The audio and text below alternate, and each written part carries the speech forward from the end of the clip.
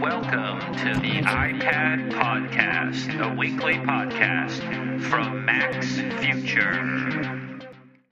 Okay, this is Lex at maxfuture.com, and today is Thursday, June 14th, and this is the iPad Podcast by Lex. And I'm sorry I didn't get this out on Monday, and I've been sort of digesting all the news from WWDC. So it's coming out a little late, and we're going to be talking about all sorts of things iPad related. Okay, so all this week, starting on June 11th, 2012, Apple's been holding its Worldwide Development Conference in San Francisco, and it goes on through the 15th of June. And on Monday, Apple had its keynote presentation, and it was just all sorts of big news.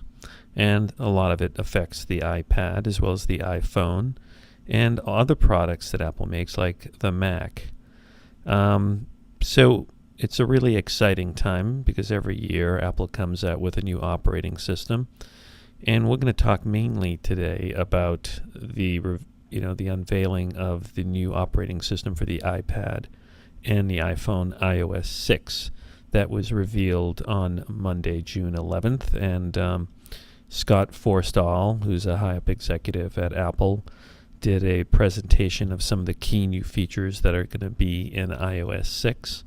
And iOS 6 is going to be available to everyone sometime in the fall.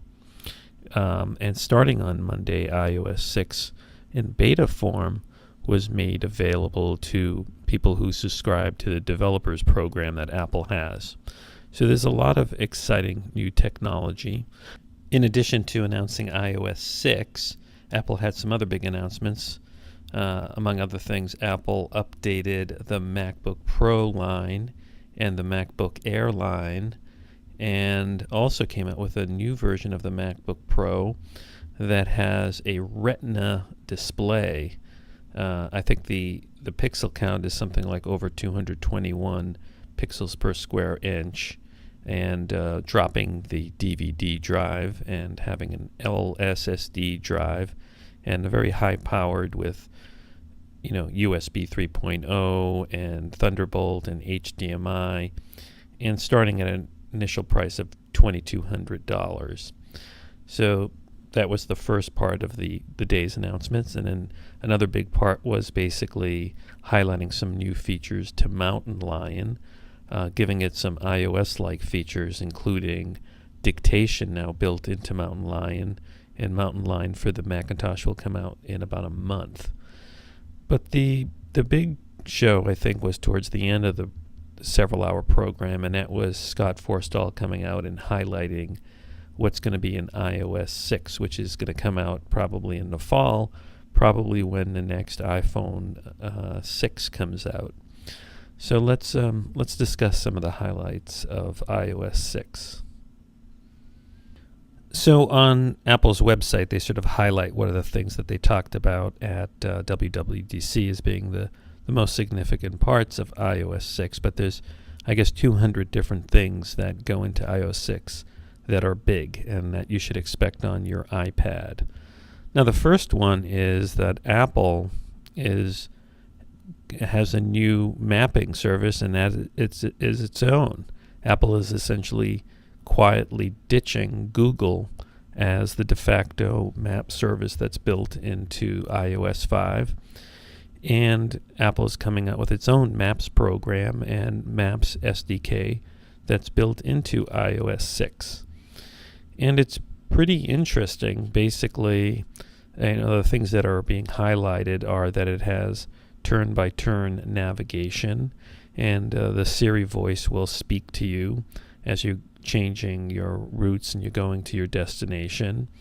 And the design is significantly different than what the Google Maps looks like. It's a little, I don't know how to say it, it's a little more cartoonish than what Google Maps had.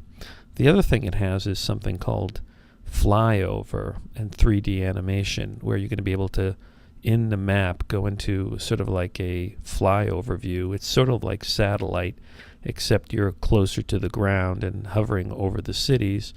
And it creates this this sort of feeling like you're seeing in 3 dimensions, you can spin yourself around the city or a town from the air. Now, let's see, fly over they describe it in the following way. They say, see the world from a whole new perspective with amazing photorealistic and interactive 3D views of major metro areas. Explore like never before as you zoom, pan, tilt, and rotate around the city and its landmark. So that's going to be a big feature in this new map service. And also traffic. It's gonna have real-time traffic conditions to calculate your ETA, and you'll get incident reports, regarding, what's causing traffic jams. So they're going to use crowdsourcing for this, and that together with turn-by-turn navigation, you're going to be able to type in your address and choose your route. It'll give you a faster route if it's available. You'll be able to zoom in and out. Now, stories have come out that Apple has essentially partnered with TomTom to provide the turn-by-turn navigation, and maybe also for the crowdsourcing of data. But the one thing that the map service doesn't have is Street View. Google Maps has Street View, where you can press a button and zoom in and see what's actually going on at ground level. So I guess Apple didn't hire trucks to go around and create its own Street View. But this Maps thing is a big shot across the bow to Google. Basically, I think Apple's doing this because Apple is competing with Google in the smartphone market, because Google has Android operating system and is backing all of Apple's competitors that are making the hardware, like Samsung and HTC and Motorola, which Google bought. So Apple probably felt a little weird sort of being on reliant on Google with Google Maps, and also maybe Apple's thinking, why should it help Google by having its Google Maps service on the iPhone or iPad. Now, I think it's going to take a little getting used to for me, but I am looking forward to turn-by-turn navigation and voice narration of the navigation, because right now Google Maps on the iPad or on the iPhone does not have turn-by-turn navigation. So basically, Apple is giving it away for free to people. So that's, I think that's a big addition. Actually, we should talk about something pretty significant for legacy iPad users before we go on any more about iOS 6. So one sad note about iOS 6 is it's not going to run on the first generation iPad, which came out a little over 2 years ago. And not all the features will run on the second generation iPad. Basically, all the features of iOS 6 will run on the most recent version of the iPad. So the question is, is it kind of wrong of Apple to sort of cut out the first generation iPad?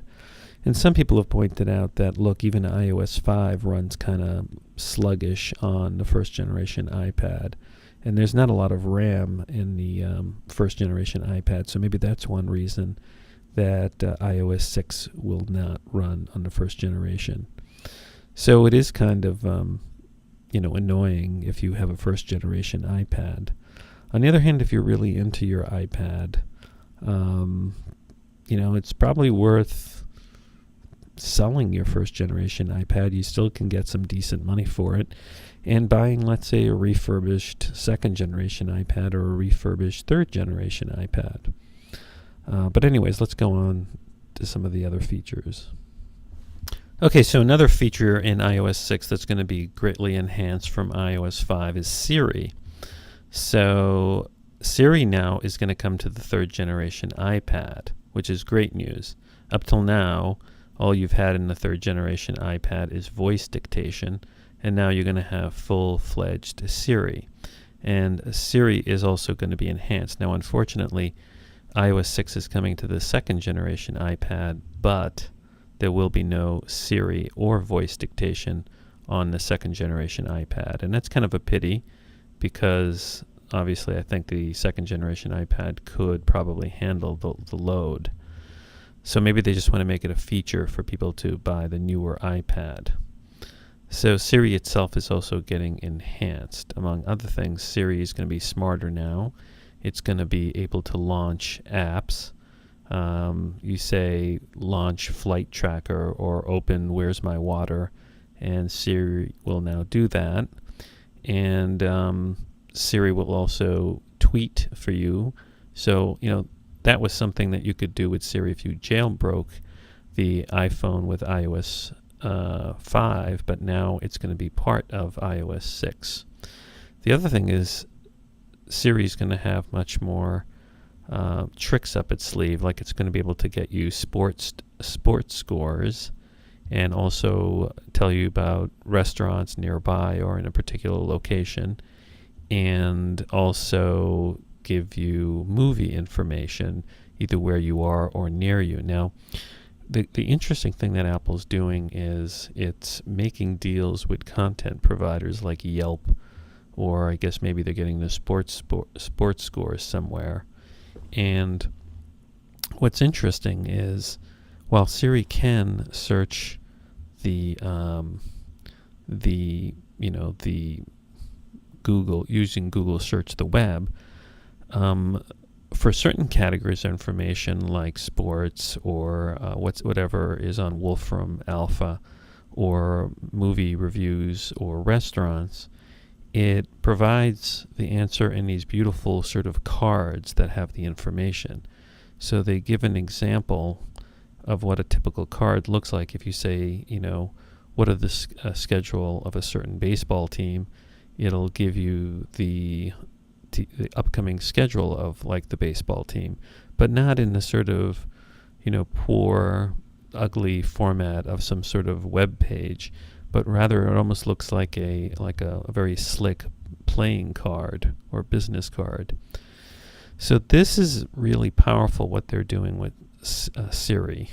And Apple also announced that mountain lion is going to have dictation, so I have to imagine that eventually Siri will be on Macintoshes. But essentially Apple, what Apple is doing with Siri has to be viewed as a big threat to Google, because it's basically bypassing Google's search. So as Siri becomes more powerful and you can do things like quickly look up, what movies are near you, or quickly look up what restaurants are near you, and not use a web search, but use this sort of partnership between Apple and some content providers, then you're bypassing the traditional Google search on the internet. And I think this is a really big threat for Google. I also think what's going on with voice dictation on the iPad and Siri, as well as on the iPhone, is kind of a revolution in computing, because I view it as another paradigm of computing. Now, the first paradigm was when personal computers came out to begin with in the 1970s. Up till then, most people's interaction with computers was dealing with a mainframe computer.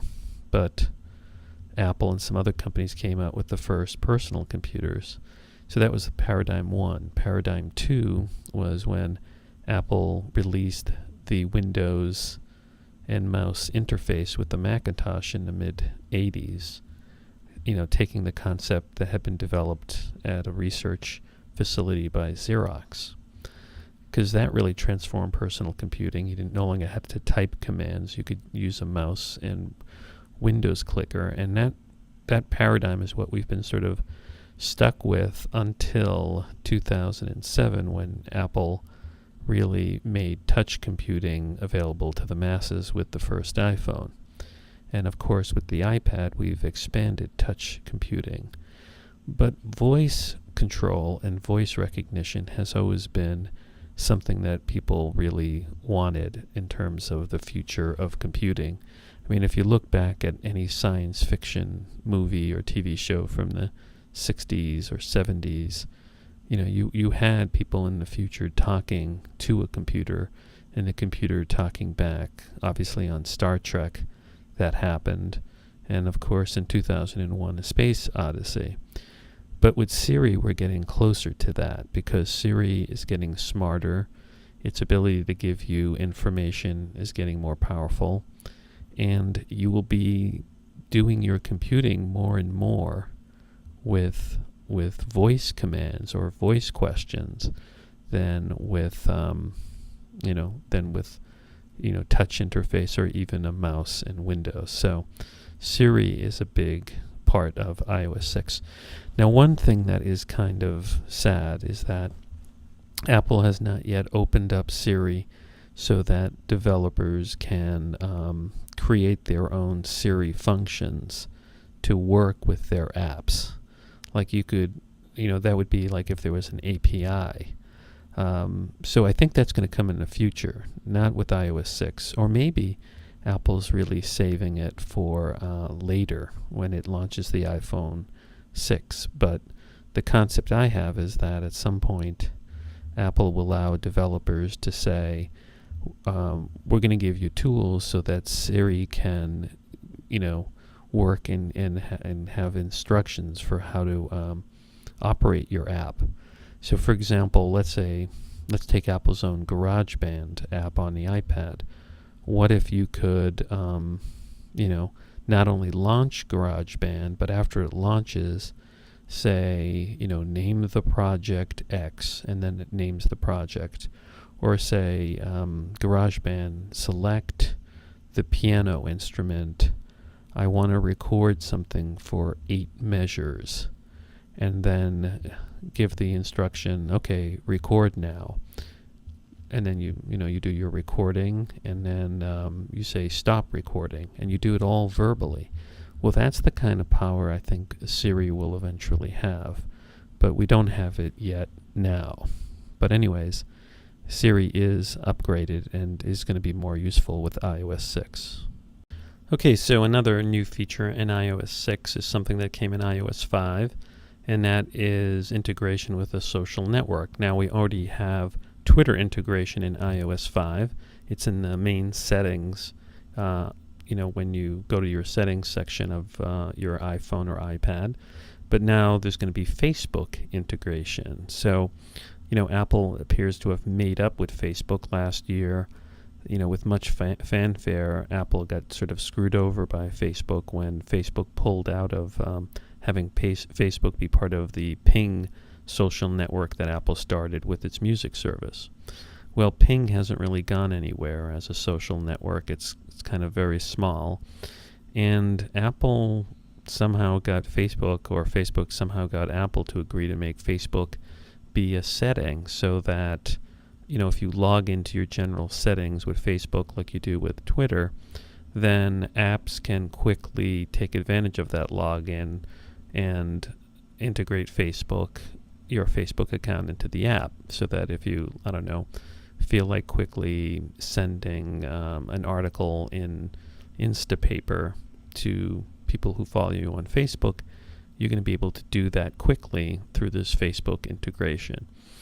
Now, it's funny, part of the thinking must be by Apple that, well, Facebook is a potential competitor because, there's always rumors of a Facebook phone. Facebook is also the enemy of Apple's enemy, Google.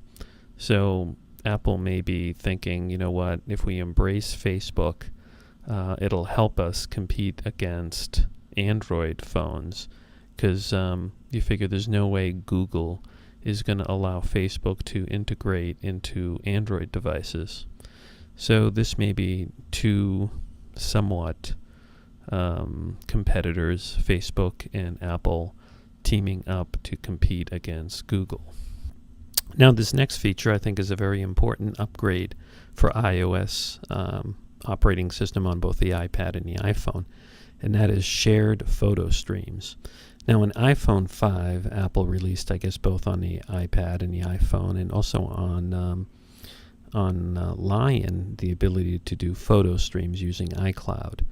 Now, up till now, what that has meant is you can send, if you take a picture on your iPhone or iPad, you can send the photo through your photo or camera app, your photos to go to PhotoStream. So that goes up to your iCloud account, and then if you agree, it automatically gets pushed to your other accounts, like where you're logged into iCloud on your Mac or on your iPad. And I used it a little bit, but to me it had limited appeal because basically it was just pushing some of the photos to my Macintosh automatically, but it wasn't pushing video, just the photos.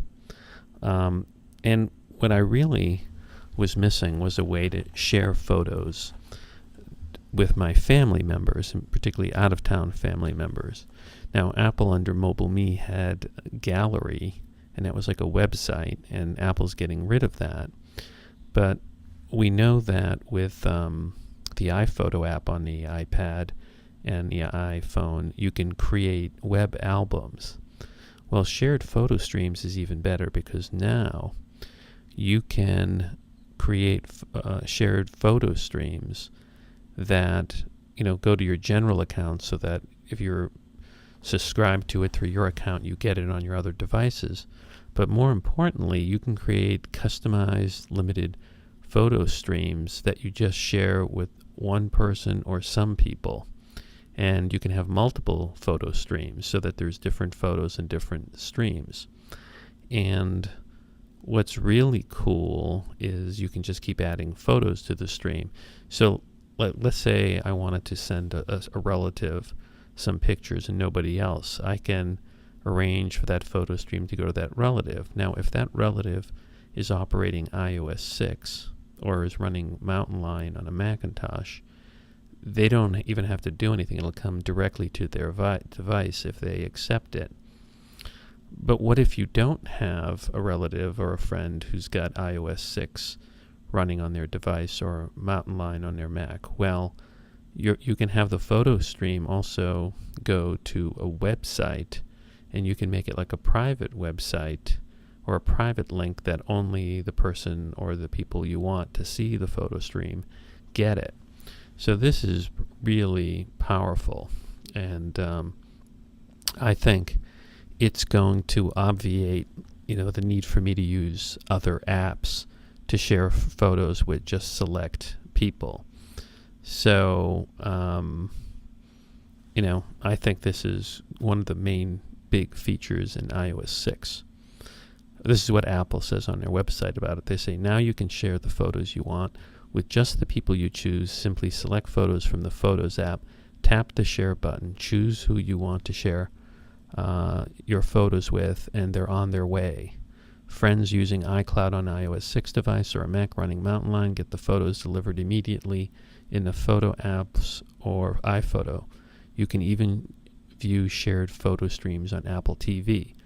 If the folks you're sharing with aren't using an Apple device, they can view your photos on the web. People who can like individual photos and make comments.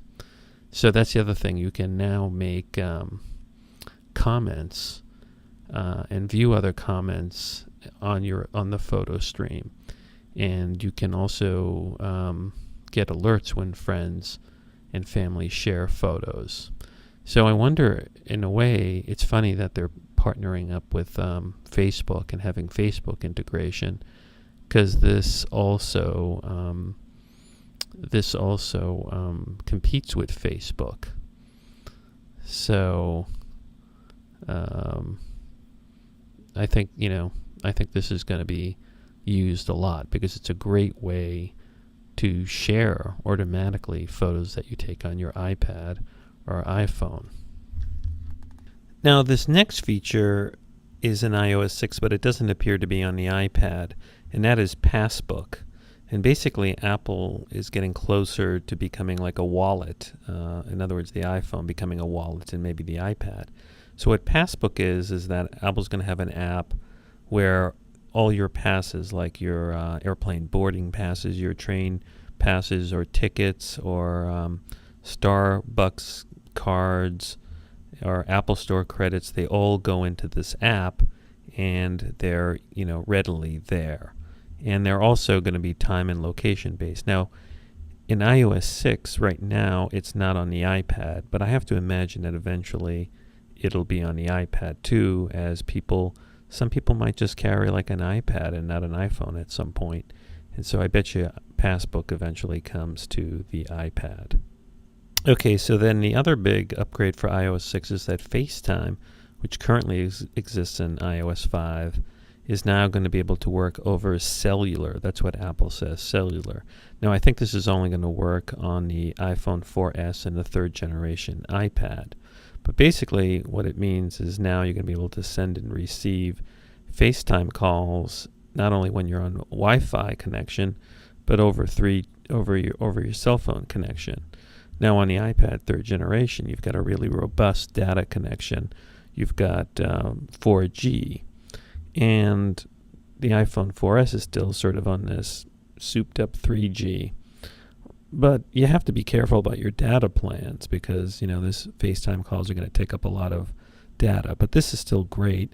I mean, one of the reasons I was jailbreaking my iPhone as well as iPad was I like to have the option occasionally of making a FaceTime call over 3G. Sometimes if I was traveling, I'd want to, if I didn't have a Wi-Fi connection, I wanted to have some sort of limited FaceTime call with my kids or my family. This was really helpful. So, it's Apple basically is telling the carriers, like, look, tough luck, we're bringing these features.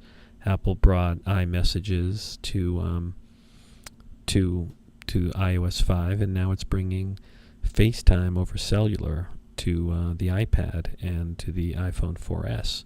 So that's a pretty big, I think that's a nice feature that's being added. Okay, so the next big feature is really just for the iPhone, and that is regarding phone calls. You'll now be able to, while you receive a call, you'll get like an interface that allows you not only to answer or decline, but also reply with the message or ask the phone to remind you later. And if you're replying with a message, it gives you a couple of choices, like I'll call you later, I'm on my way, what's up, or customize it. Now, and also with the remind you can say, remind me when I leave this geolocation.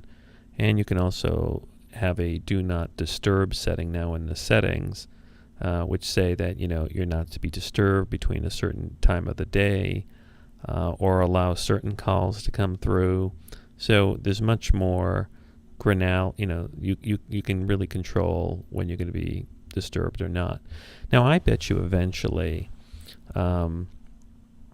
Apple will have its own voice over IP telephone service just using data, because the iPad can do that, right? And FaceTime to some extent is that. You can receive a FaceTime call. So I wouldn't be surprised if a lot of the phone-like features that you have for the phone, you have in FaceTime on the iPad eventually. So, it's not officially on the iPad, but it's a feature I think one day could come to the iPad. Now, another big improvement in iOS 6 is the Mail app that's both on the iPhone and the iPad.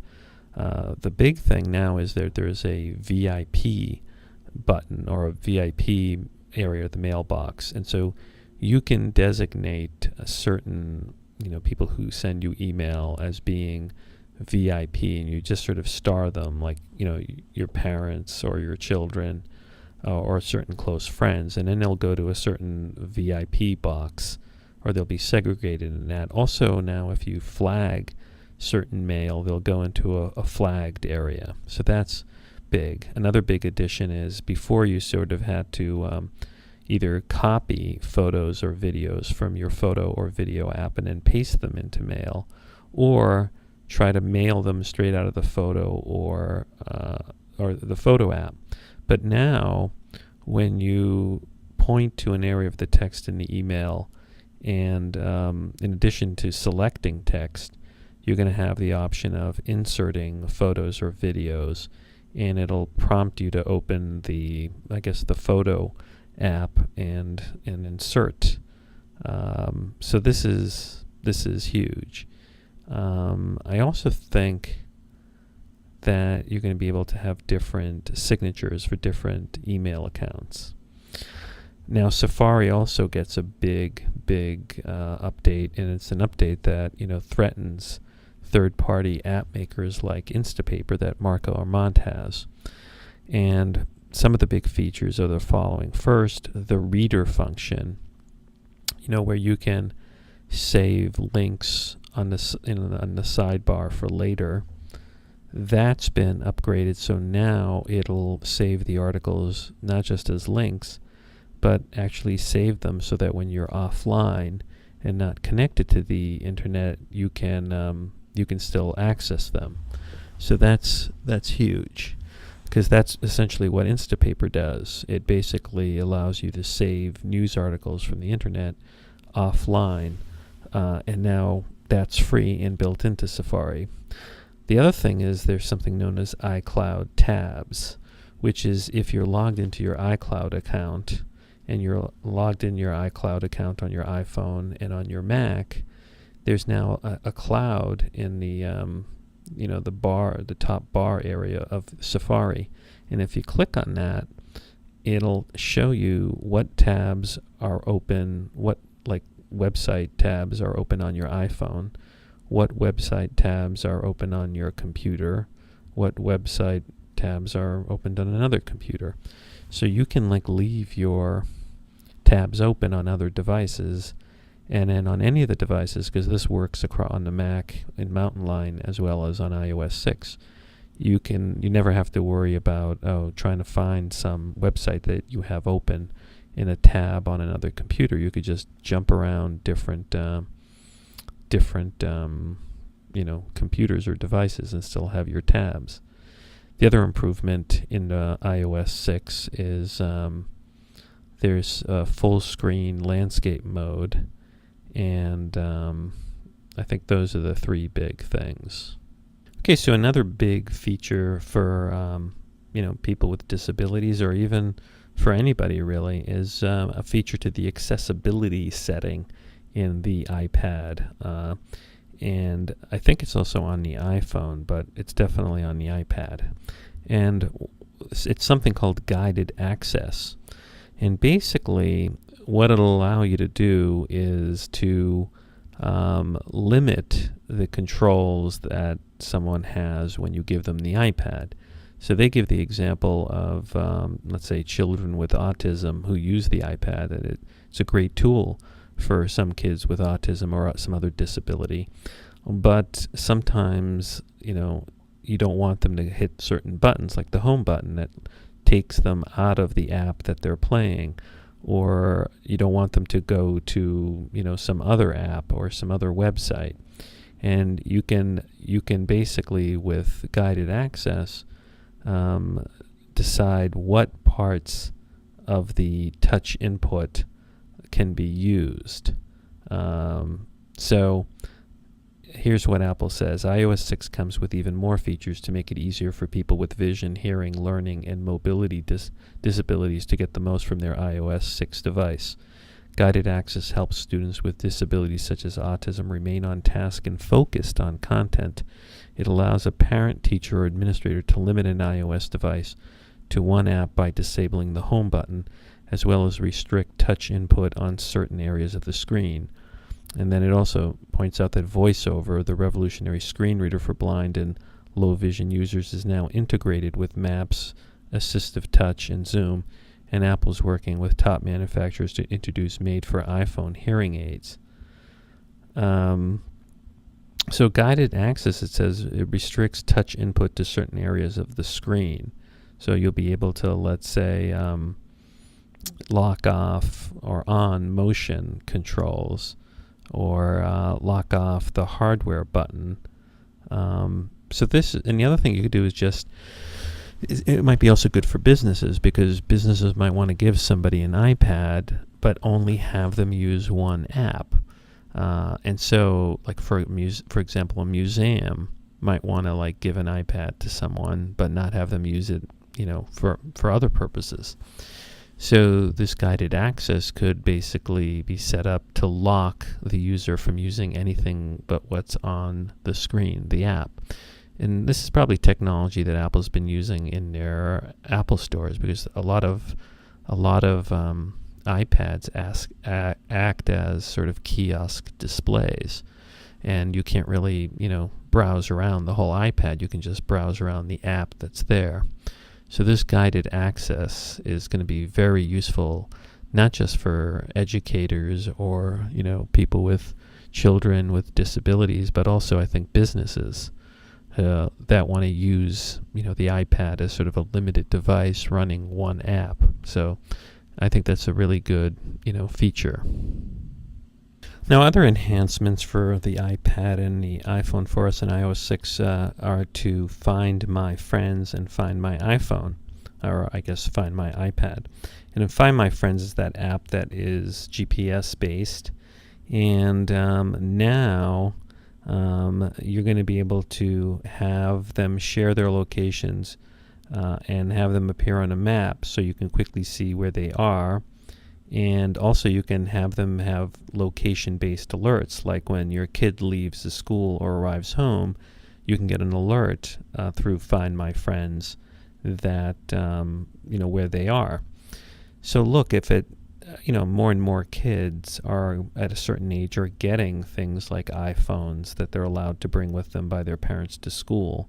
So this could be a very useful tool. Or, if they're getting like an iPad where, it just triggers where they are. Or let's say you have a elderly relative or a relative with disabilities, and you want to just be able to check in on them and make sure that they are at a certain place. Other new features for the iPhone or iPad and iOS 6 are the stores, the App Store, iTunes, the iBook Store, and essentially they're being redesigned. So they're going to have a complete new look and maybe even shuffle around the way the features are.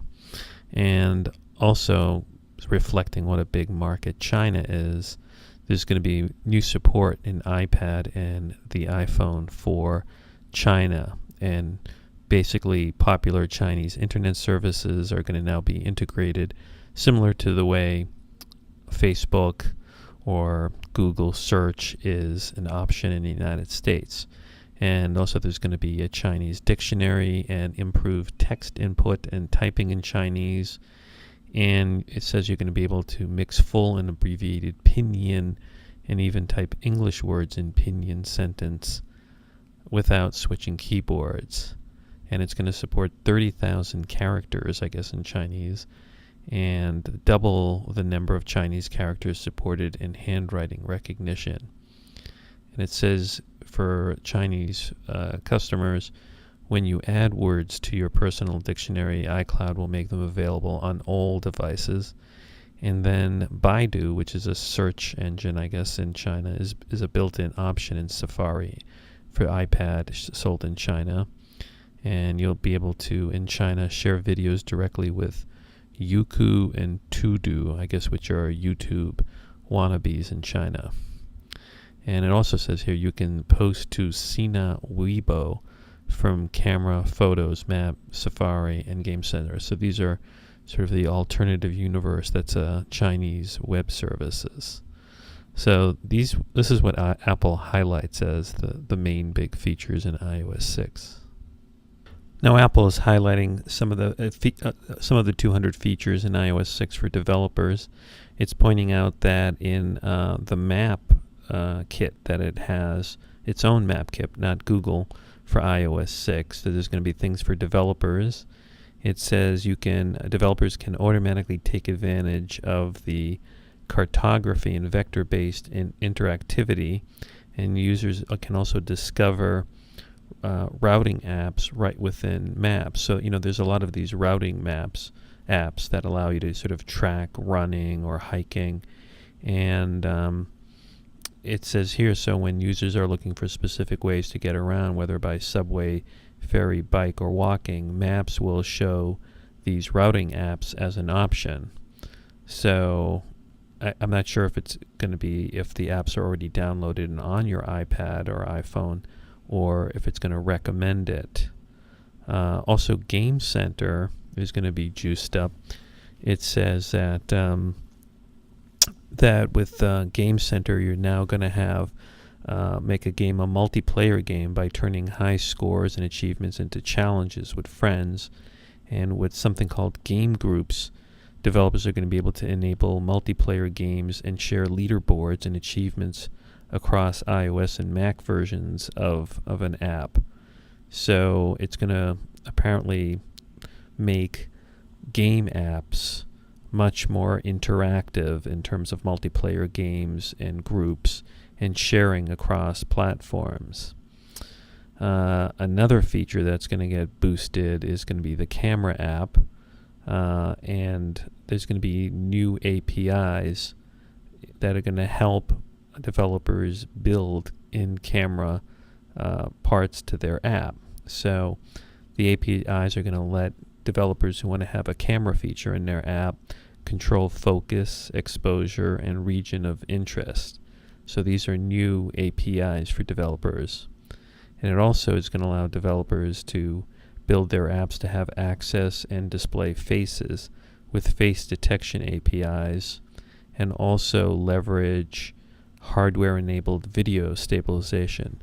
So video stabilization has already been there for Apple's own camera app.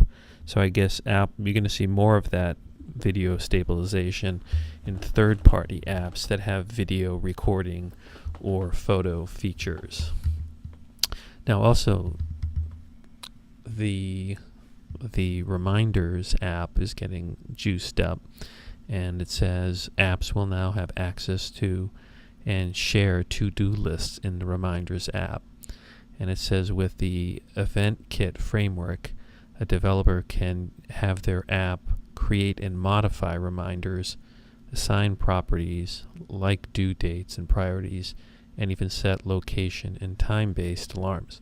So now Reminders, which is a great app that came out with iOS 5, is now going to, Apple's allowing developers to have their apps integrate with Reminders. So I think you're going to see a lot of clever apps that integrate not only with the calendar feature, but into the reminder feature. So that's pretty cool. And in-app purchasing for apps in iOS 6 is going to get more interesting. It says here that there's going to be in-app content purchasing. It's going to enable users to purchase and download apps, music, books, and other iTunes content without leaving an app, and also in-app hosted content. So it says here, host in-app purchase content on Apple servers. So developers can easily add, manage, and deliver in-app purchase content for the app. So now, if you have an app that I guess you want customers to sort of buy content, let's say it's a book or a song or something else like photos, the Apple's going to host the content. So it's going to make this whole in-app purchase thing even bigger. I mean, I find personally the in-app purchasing stuff to be kind of annoying because, kids playing games are constantly being pushed to buy, some in-app purchase to advance in the game.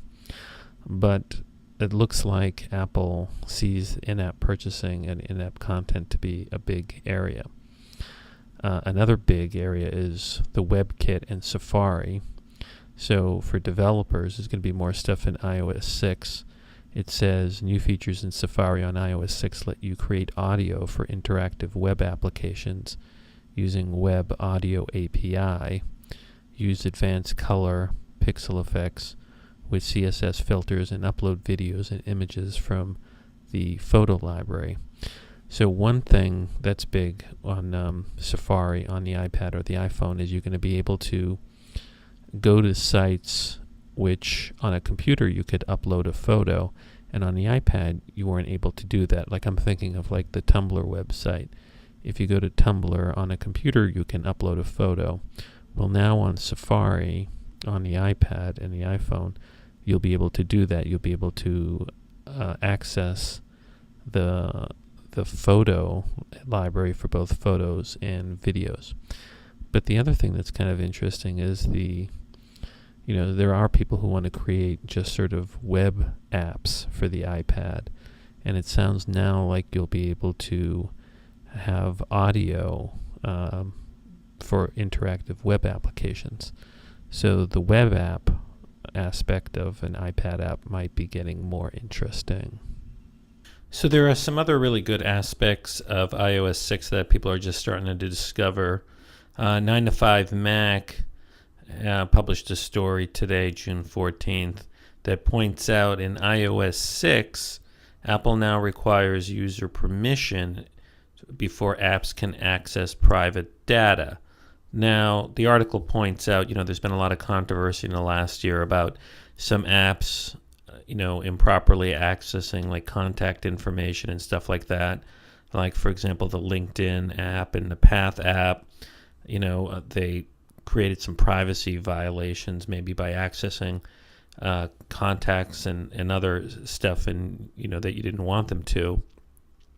So apparently in the security section of the release notes for iOS 6, it now says in iOS 6 the system now protects calendars, reminders, contacts, and photos as part of Apple's data isolation privacy initiative. It goes on to say users will see access dialogues when an app tries to access any of these data types. The user can switch access on and off in settings under privacy. It goes on to say there are APIs available to allow designers to set a purpose string that is displayed to users to help them understand why their data is being requested. And it goes on to say there are changes to the event kit and address book frameworks to help developers with this feature. So that's good. Having better, granularity in what kind of privacy settings you have is a good thing. On the other hand, if it's too complicated, it might be like Facebook, where Facebook is so complicated, a lot of people don't really understand the privacy screens, and thus they have less privacy because they don't turn them on. So it's interesting. That's another good feature, I think, in iOS 6. Now, another iPad-related thing Apple announced on Monday, along with iOS 6, is a redesign of the smart cover. So the smart cover is not only on the front side of the iPad where the screen is, but also on the back side. And these smart covers now come in, I don't think they're in leather, I think they're just in polyurethane. And they come in dark gray, light gray, blue, green, pink, and red. I think red is the nicest color. And I got to tell you, I don't think the color selection is so great. I don't know why Apple discontinued the orange color, which came out initially with the iPad 2. But I think this is going to make some people happy because it is kind of annoying not having a backside to the cover because it scratches the metal. So, the description here says the smart cover covers your iPad both front and back, yet still retains the thin, light design of the iPad. Like the smart cover, it folds easily into a stand for reading, typing, and watching video, and it automatically wakes and sleeps. So I guess they solve that front back side. So I guess it's a little more expensive by $10 than the regular polyurethane smart cover, but it gives more options now. Another new thing for the iPad with the release of iOS 6 is it finally gets its own clock. For whatever reason, when Apple first released the iPad, unlike the iPhone, it didn't have a clock. I'm looking at a website called todayisiphone.com, and they have screenshots of the clock app. And basically you can put, it's a world clock, so you can put different clocks, and times from around the world, Cupertino, etc. And, it's pretty basic and simple. What's interesting is it looks like it's powered by Yahoo, because the clock in the bottom right has a Yahoo icon. And it has a built-in alarm, and it has the sort of standard, clock alarm interface.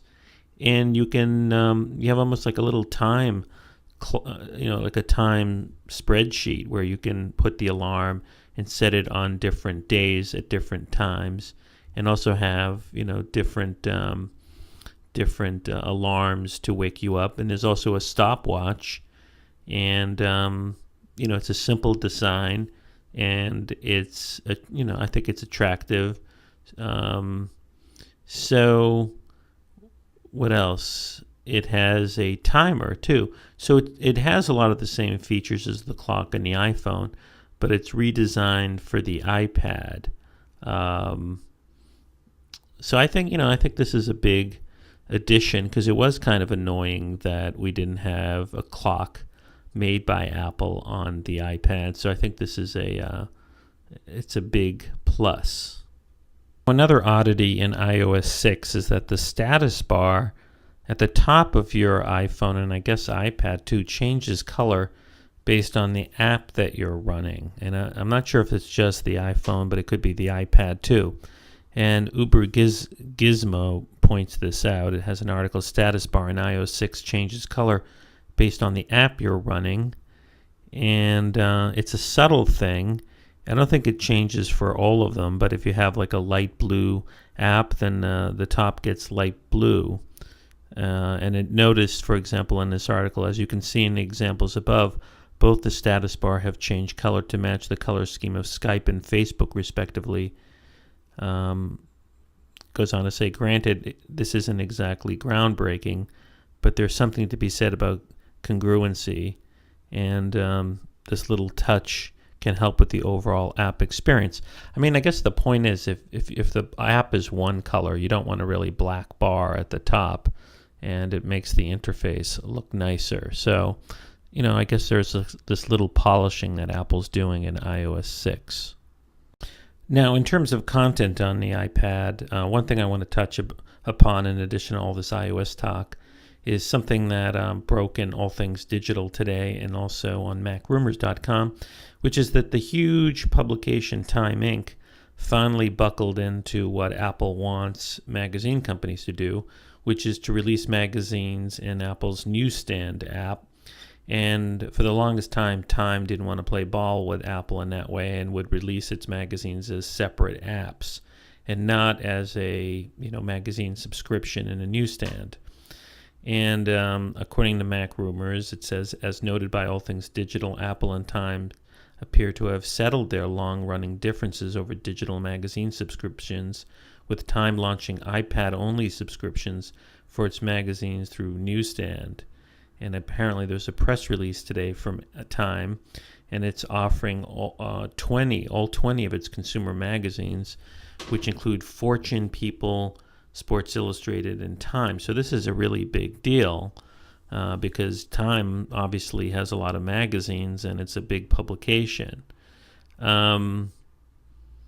It said here in the article, Time was prepared to launch iPad subscriptions for Sports Illustrated 2 years ago, but Apple refused to allow Time to bill subscribers directly, rather than going through the iTunes Store mechanism, where Apple would keep 30%. So this is, remember there was that big battle a couple of years ago. So, it's interesting. I mean, I think magazine publishers know that if they want to really flourish in a digital age, I think they feel they have to go through Apple, and they have to go through Apple's Newsstand. So, in a way, it's easier for consumers to just see it all in one place, like a true newsstand on the street, instead of hunting around looking for different apps. It is nice having all the magazines in the newsstand. Another big news source, ABC News, has completely redone its iPad app, and it's been redesigned. I mean, I think the iPad app originally from ABC was like this globe where you could click on different video, and frankly, I found that a little annoying. So on abcnews.go.com, they had a big announcement that says ABC News iPad app updated to fit your daily schedule, written by Joanna Stern, who I believe used to be at TheVerge.com. And basically, according to her, the app has been reimagined based on internal data, which showed that iPad users watch significantly more video at night and are more engaged with content from hours of 7 p.m. to 10 p.m. So that totally makes sense. So they found, they found that the peak usage has been generally like at night. So there's going to be a video section focusing at nighttime, and then another section like for morning time. So there's different, I guess, editions of the app. So if you're a fan of the ABC app, you should check it out. It looks like it's been totally redesigned to make it easier to get content. Not to be undone, another news source has now an iPad app, and that's the Huffington Post. Ariana Huffington of the Huffington Post on her blog has an article out today entitled "Meet Our New iPad Magazine, Introducing Huffington." And she goes on to say, "I'm delighted to introduce you to our new iPad magazine, HuffPost, Huffington." And let's see, what does she say? She says, Huffington's content will emphasize the rich and richly rewarding interactions that come from uninterrupted time spent in the company of creative minds. Within these pages are stories to be savored, passed among friends and family, blah, blah, blah. It says our inaugural issue features Peter Goodman on young voters' disillusionment with President Obama, Mike Hogan on the indie filmmakers responsible for the cult hit Beginners, Lisa Belkin on fathers in the workplace, Howard Feynman on Karl Rove, and Tom Zeller's devastating profile of the effects of coal ash landfill on a small impoverished Alabama town. And then it goes on to say there's also a Q&A with Aaron Sorkin. So, I don't know, it looks like it might have pretty decent content. You can get it at the App Store. And let's see, I'm launching the App Store here. And it's a free app. So, you want to check it out. It's called Huffington. So it looks like, news publishers, magazines, TV shows, whatever, really do see the iPad as a vehicle to deliver content.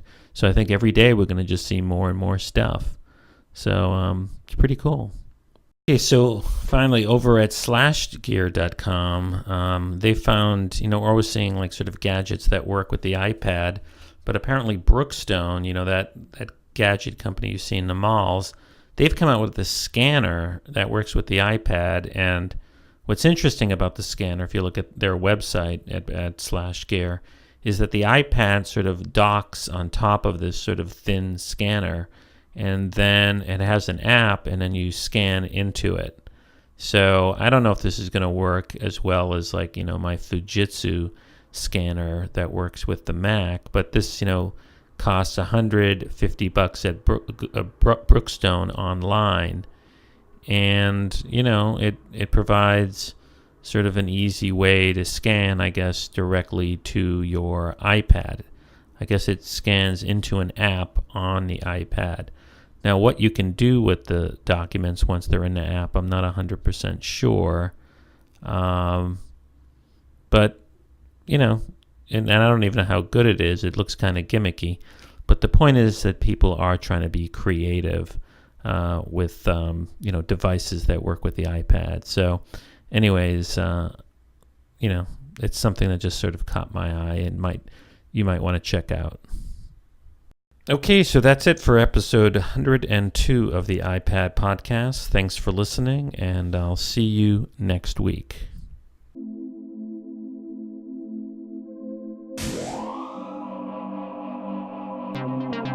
This has been a Max Future production.